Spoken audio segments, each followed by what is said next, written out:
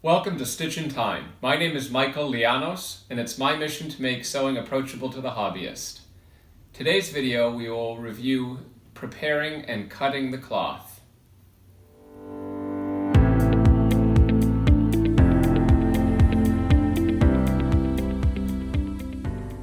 One thing in preparing your cloth that I would highly recommend is washing your cloth first after you purchase it. I live in a situation where there are shared washers and dryers, and my solution to making sure the cloth is nice and clean and unblemished is that I throw in my laundry first and then throw the cloth in alone for the second load. And it comes out usually clean. Now, a couple of things about cloth is that if it were attached to the loom, one would be weaving back and forth in this direction to continue adding length to the cloth. And this is called the weft, where it's the tall, long strands that are already there on the loom. That is called the warp. So you have the warp and you have the weft. What you have to do to make sure the cloth parts fit on your body correctly is getting the weft to be pure. As you may be able to see, there are some frays and fringes here that are all over the place, and I just want to get a nice, pure, clean edge. And how I'm going to do that is be pulling strands off one by one until I get one strand that can go from one corner of the cloth all the way to the other corner. You may want to be watching your favorite YouTube video or have your favorite music on while doing this project.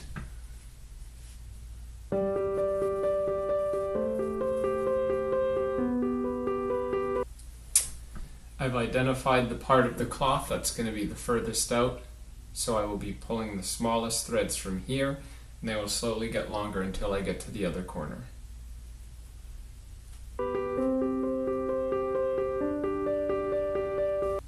Sometimes the weft threads will get tangled in the warp threads, and you'll just have to clip the warp threads down until it's easy to pull the weft. Let me go get my trimming scissors.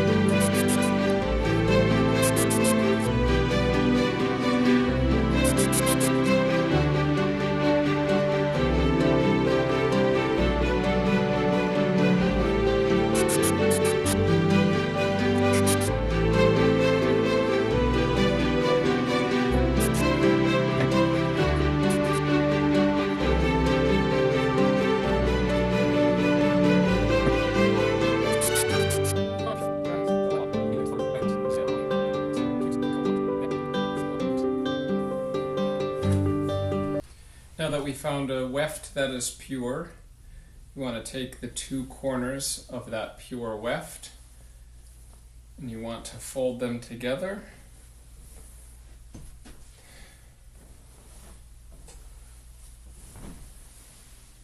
And you want to just iron this flat.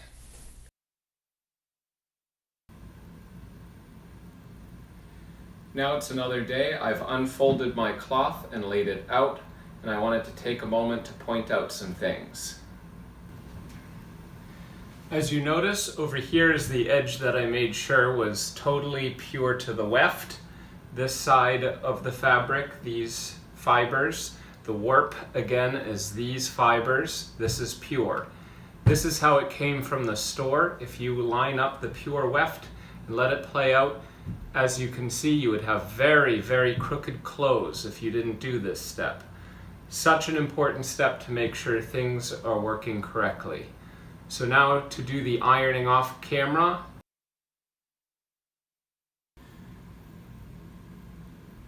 Now I'm sitting here with two sewing patterns, and the reason why I'm doing this is because I want to talk about this method of cutting out fabric.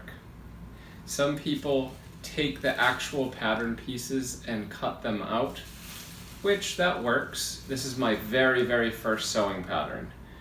And cutting it out works, it's fine, but this is only available in one size now. If I say wanted to make a larger size, it's no longer available because I trimmed those pieces off. So nowadays I take this grid kind of fabric or paper and I put it over the pattern, and then I copy all of the details from the pattern onto this, and then I trace these out onto the fabric. So the next step is tracing these pattern pieces out onto the fabric. Some parts that you should get acquainted with are the fold, which is this side, that's where the fabric is folded, and the selvages, which is on the other end of the table. Those are the ends of the fabric, and they sometimes have a little fray to them. It's where the fabric was crafted on the sides. Now, one mistake I made when purchasing fabric is I didn't pay attention to the width of the fabric. You always buy fabric by the yard, which refers to the length, 1 yard, 2 yards, 3 yards. I get 3 yards for my projects, but I didn't pay any attention to the width. And they come in 45 inches, 55 inches, 60 inches, however much. Pay attention to that when you're purchasing fabric and don't make the same mistake I did. It's not going to affect this project, so I'm going forward with this fabric. I just wanted to point that out so you don't make the same mistake. So now to tracing. Now that our pattern pieces are laid out, you want to make sure they're weighted down and they don't slide around as you trace them. So you can use books to hold them down. You can use rocks or scissors or whatever you have. Make sure they stay solid as you're tracing. Another thing you want to pay attention to is grain line. And you want to line up the grain line arrows with the warp of the fabric. And make sure that those pattern pieces are cut out correctly so that when you stitch them together, all of the fibers of the fabric will line up properly. So now that I'm laid out, let's get tracing.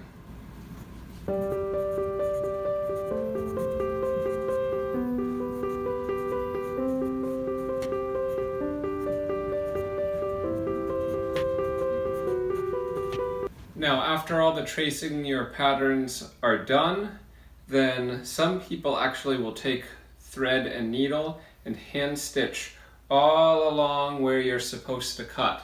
And what that does is that holds the end in from fraying, and it also makes sure you cut 2 pieces of fabric exactly the same. Because with the fold you have 2 layers of fabric, and that adds to the precision. For something like this material, this is 100% cotton muslin, I wouldn't necessarily do that step because it doesn't add a lot of precision. What I would do it for is materials like satin, anything that's slippery and anything that would slide around for sure, you would want to stitch the outsides. Anything that's prone to fraying, linen sometimes is, so I would also stitch on the edge of those kinds of fabrics. Now when you're cutting, a couple of things to make sure you do. One is you don't want to be moving the scissors around a lot, up and down. You want them to sit pretty flat on the table, and you want to just cut along that way. Also, while you're cutting the fabric, I usually pull it ever so slightly tight. Notice how I'm not moving any of the fabric, I'm just making sure it's tight and taut, and then I would just cut alongside the lines, keeping the other parts of the fabric nice and taut, and making sure you cut exactly on that line. Now, disclaimer, if you drew the line very much outside of the pattern, you want to cut slightly on the inside of that line. If you drew the line and it fell under the pattern piece, you want to be on the outside of the line. Again, it's all about precision. I had the pattern piece right up to the edge of the line, and the line was just on the outside of the pattern piece. So if the line is this thick, I'm going to be cutting right on this edge of the line. So now to get cutting.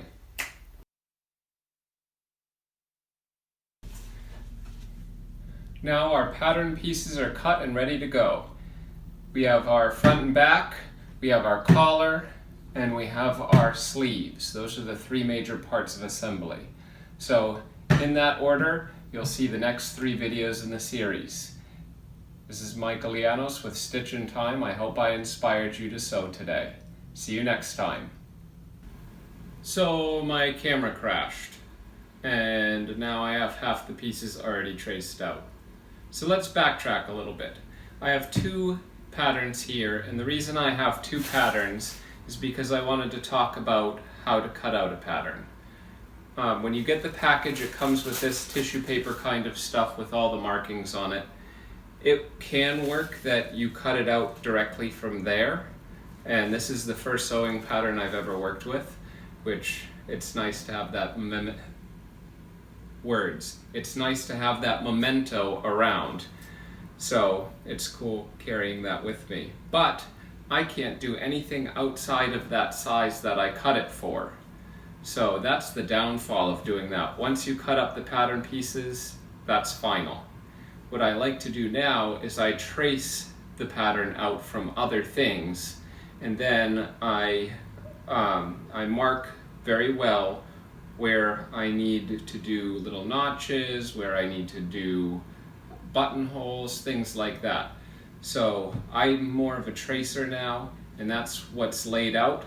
You also want to make sure you have things to weigh down your cloth. I've chosen an array of books and rocks, whatever helps weigh the fabric and the pattern pieces down. Some things that may help you in tracing are your meter stick, because these straight edges, sometimes it makes it really quick to just trace along.